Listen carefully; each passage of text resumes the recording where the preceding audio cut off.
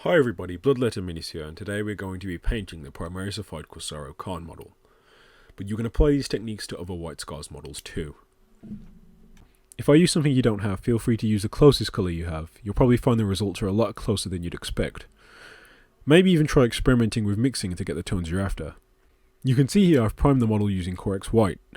You'll need to take measures to ensure the undercoat is strong and smooth. If you're uncertain, there are a wide range of priming tutorials out there that cover the variables you should aim to control and the necessary techniques. As you can also presumably see, it's in sub-assemblies, something I recommend doing if not just for easier access to the inside of the cloak. Though if you've already built your model, not to worry. It just means you might have to do a little more tidying up on the white armour afterwards. So, I start out with a base coat of corn red, base coat in the chapter symbols, the aquila, the trim of his pauldrons, the tassels and his cloak. I really like corn red as it has quite good coverage, even when thinned down quite a lot. Seeing as this is the first step, I can do any potential cleanup as I go instead of changing what paint I'm using every 5 seconds.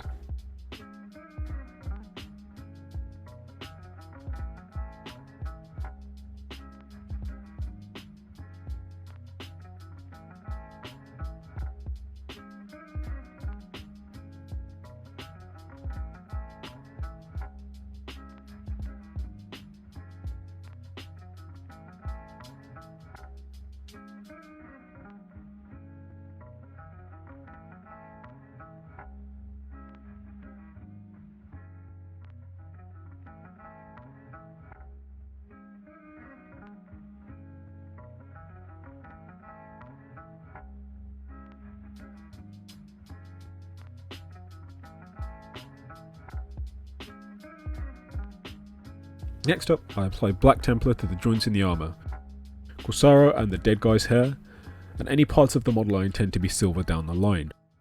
Besides, of course, the sword.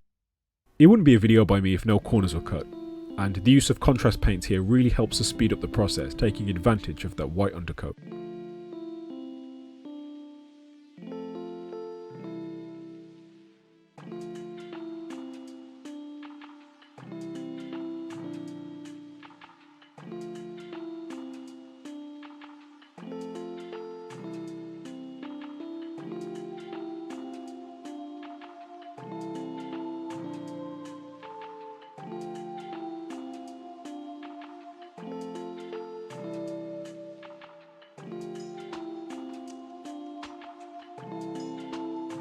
I then apply some castellan green to the laurels on his shin.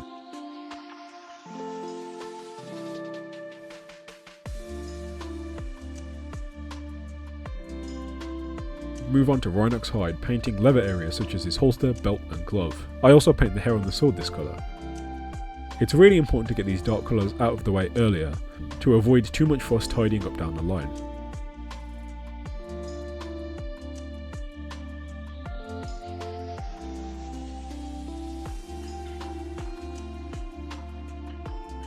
Then I base coat the skulls and inside of his cloak with Xantry dust.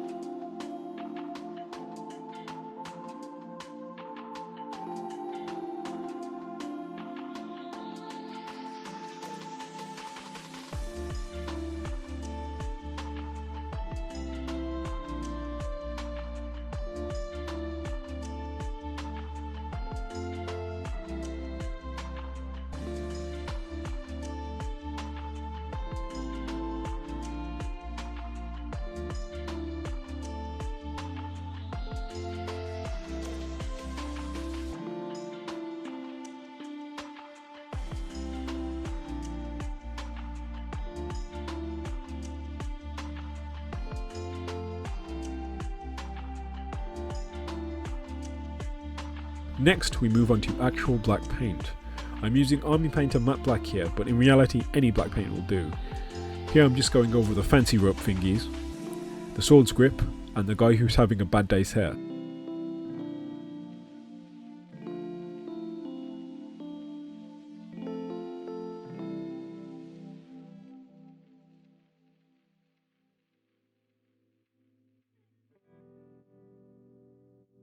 After the black, I use Avalanche Sunset to painting the details of the chapter icons. Thankfully, because of the white undercoat, coverage isn't too much of an issue here. We move on to metallics. Starting with Lead Belcher, I start to base coat the silver details, such as the sword and the various skull designs on his armour.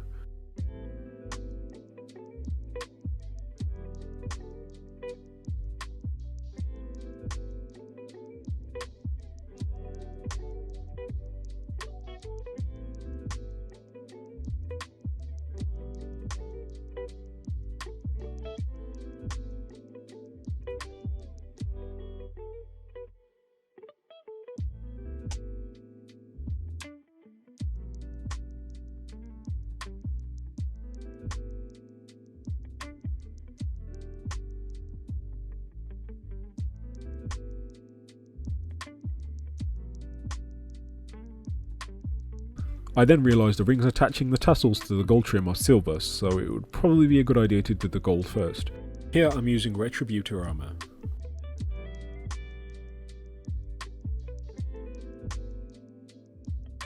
After painting with metallics, I always recommend washing out the copper pot you use for your water and thoroughly rinsing any brushes you've used, to prevent contaminating your other paints and washes with metallic flakes.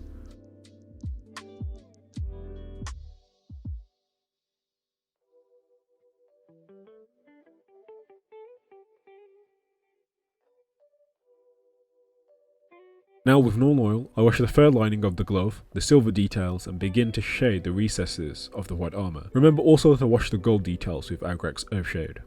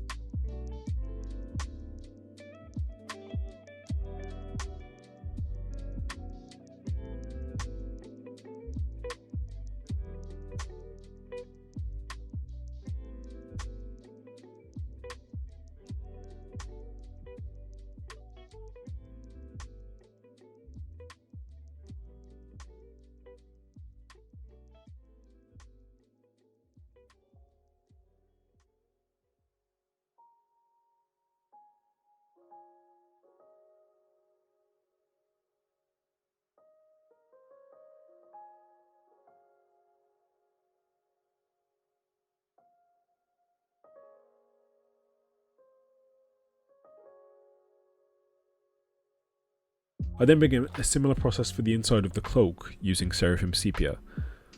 After roughly completing it, I decide to use Agrax Earthshade instead, as I don't feel the sepia is dark enough, though I stick with sepia for the skulls.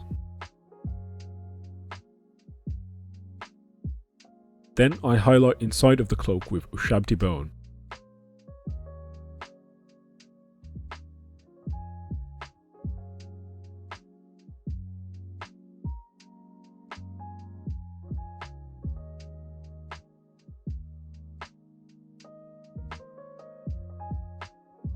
I also use this as an opportunity to paint the purity seals, with Screamer Pink for the wax and a Rakar Flesh for the parchment.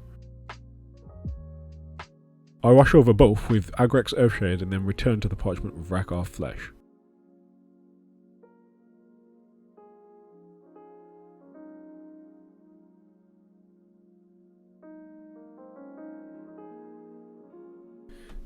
Now here I was a little stumped. After base coating the rock with 2 coats of Eshin Grey, I then washed the rock with known oil and dry brushed it with Dawnstone after it dried. I had no idea what to paint the grass. The rest of the models in the army have dead dry looking grass tufts on their base, and I wanted to match that. In the end, I mixed 1 part Steel Legion drab and 1 part Castellan green to create a tone somewhere between olive drab and khaki I was looking for.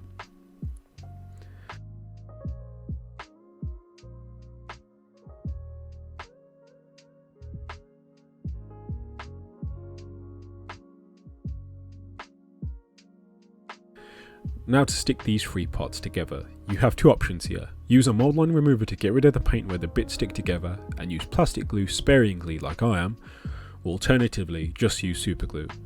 Then, after gluing everything together, I highlight the pink wax with pink horror and finish recess shading the white armour with Norn oil. I wash the corn red details with Kor'sarro crimson, being super careful to avoid the white armour as I do so.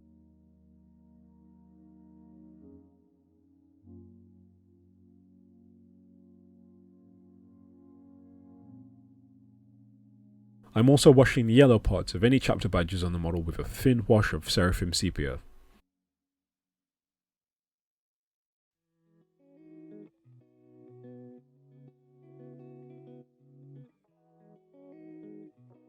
Then I go back to the laurels, highlighting with Elysian green and Death Guard green. Then I begin highlighting the black with Eshin grey. For this I'm going to be highlighting pretty much every black detail besides the hair of Kor'sarro and the severed head. I then go on to highlight these black areas with a thinner highlight of Dawnstone.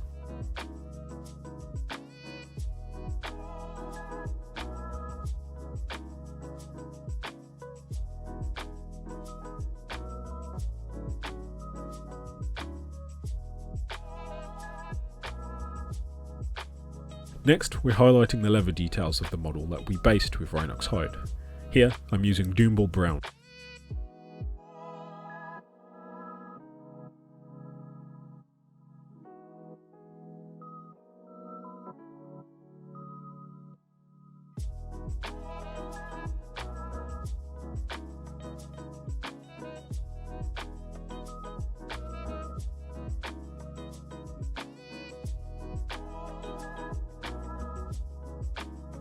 Now we move on to the guy who's having a really bad day. Here I base coat his flesh with Rakkar flesh. So I want him to look pale and lifeless because, well, he is kinda lifeless. Like he's literally dead. With this in mind, for the wash I decided to mix 1 part Army Painter flesh wash with 1 part Norn oil to really sell the lifeless and pale look. I feel like using pure flesh wash would give his face too much warmth. Next I wash the sword with Norn oil gloss. Here I'm trying to get a blend effect from silver to black. Admittedly it doesn't work out well, but we'll revisit this later.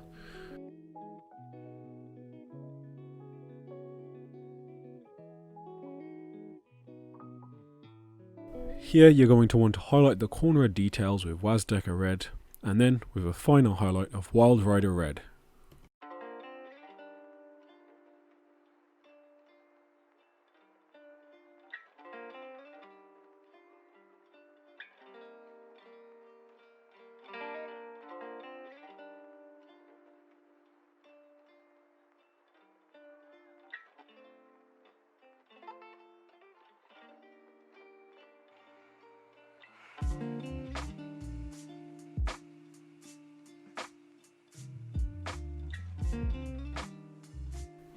Now back to Mr. Dead Guy. We're going to be reapplying the Rakkar flesh base coat, this time as a layer, avoiding where the wash has settled.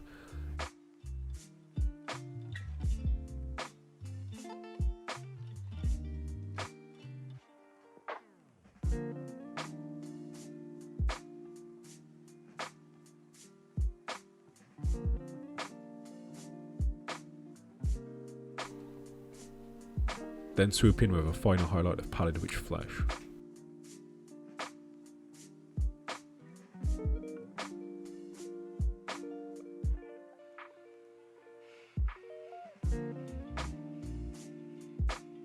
Now here, I'm applying blood for the blood god to the neck, and pooling it in the mouth with it running out up one side. If you don't have this technical paint, you can totally use something like corn red instead.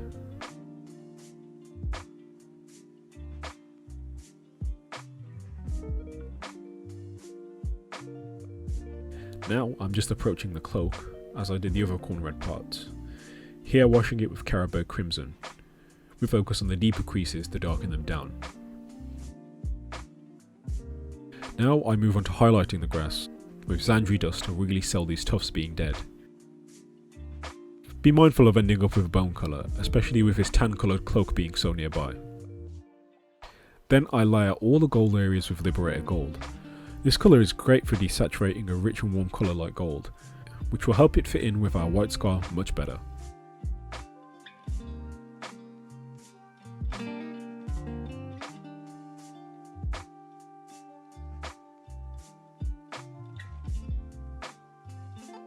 I highlight the silver and gold with Stormhost Silver, and again, make sure you wash out your water pot and brushes again before continuing.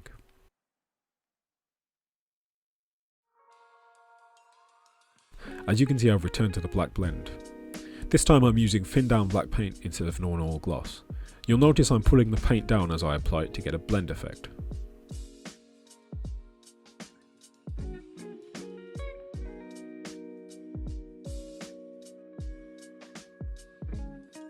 And here I'm doing a very fine highlight of Tuscarl fur on the glove and the hair attached to the sword.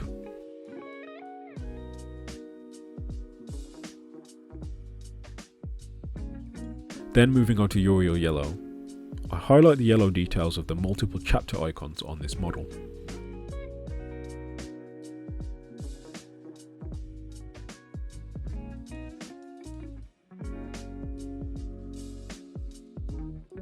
As the finishing touch to the laurels, I'm going to be washing them with Army Painter Green Tone.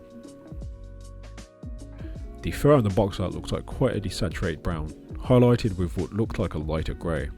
I attempt to recreate the tone with 2 parts Catachan flesh mixed with 1 part Mechanica standard grey to dull down the colour.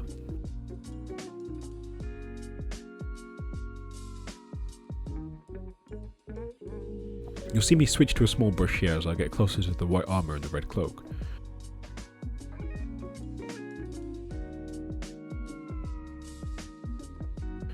I also recommend you wash this with Agrax Earthshade once it dries.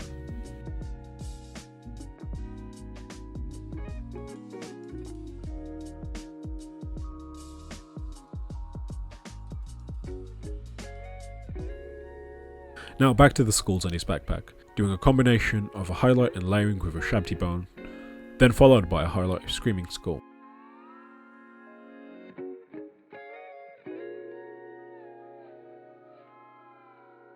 And finally I move on to the bird, ultimately deciding to use Mournfang Brown for the feathers, and Steel Legion Drab for its feet, and black paint for its beak and claws.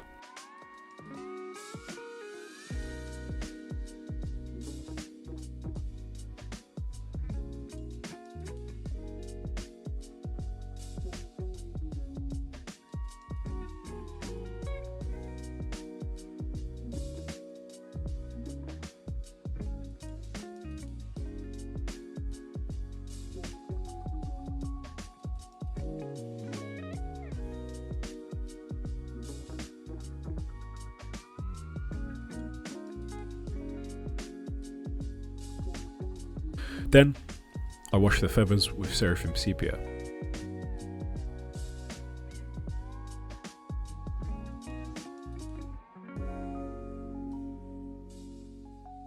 And here I'm dry brushing it with Citadel Dry Paint, Longbeard Grey, but any light grey will do. Now I'm revisiting the rock on the base, painting non-oil into the horse design to help separate it from the rest of the stone. Now for the electricity on the power sword. I begin with Sotek Green, roughly marking out where the arcs will go and painting the nodes.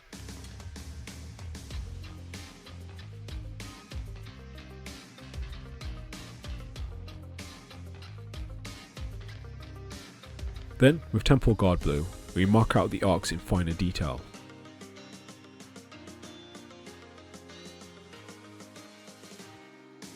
I then did the same with Baharoth Blue, but even more sparing.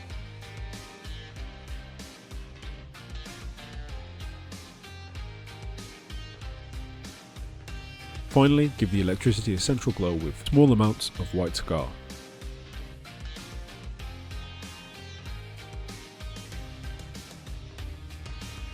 Now, due to some poorly framed shots, I did miss out on showing you guys the dry brushing of the bird. For this I dry brushed it with Steel Legion Drab and then Xantry Dust. Here you can see I'm working on the face, undercoating it with rat skin flesh and washing it with flesh wash.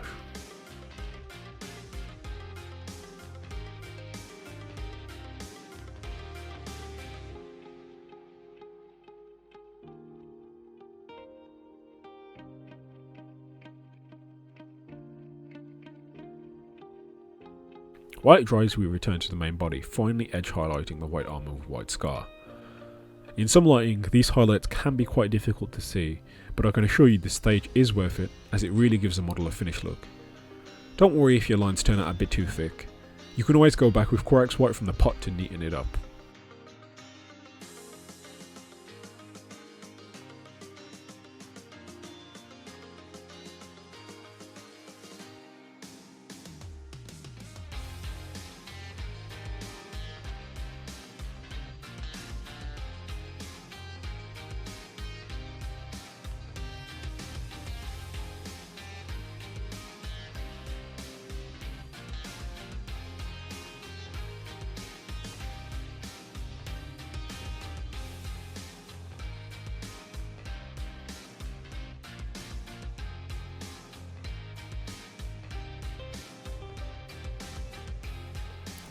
Now we're going to finish off the cloak using the same methods we used to paint the other red parts.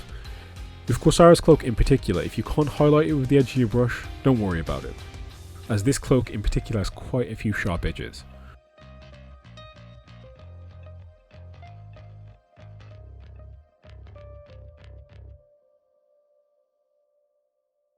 Now we return to his head. A lot of shots are out of focus here. I guess in this lighting his head kind of blends into my skin tone, but here I'm just layering his prominent features with Cadian flesh tone.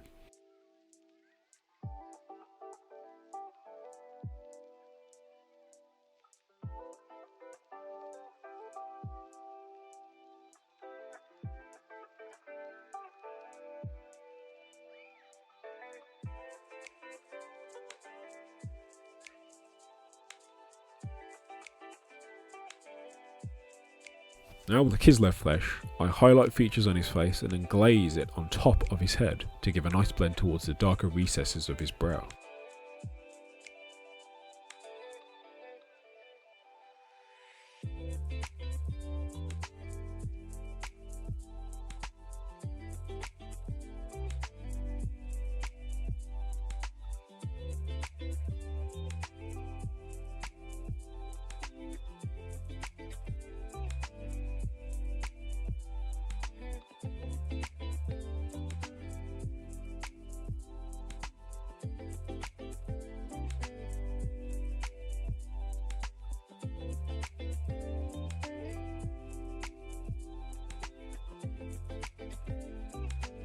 Now for the tricky part, the eyes. I don't have much footage of this, as I made the mistake of holding the head closer to my eyes when painting. But basically what you're going to want to do is use a super thin down black to fill in the eyes. Then paint 40% of the eye celestial grey on each side, creating a pupil. You can use any white here really, but I like celestial grey as it isn't too bright.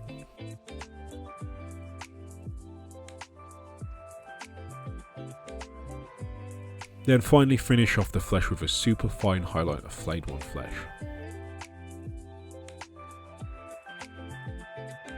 Both Kor'sarro and the dead guy. Edge highlight the hair with dark Reaper and then Parisian grey.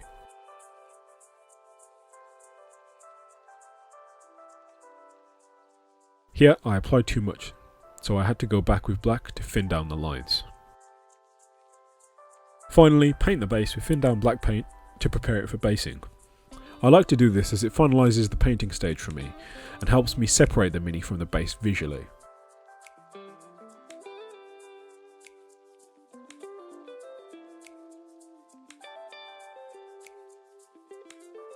And with that, Kor'sarro Khan is complete. I hope you enjoyed this video and learned something. Now, go forth and paint white.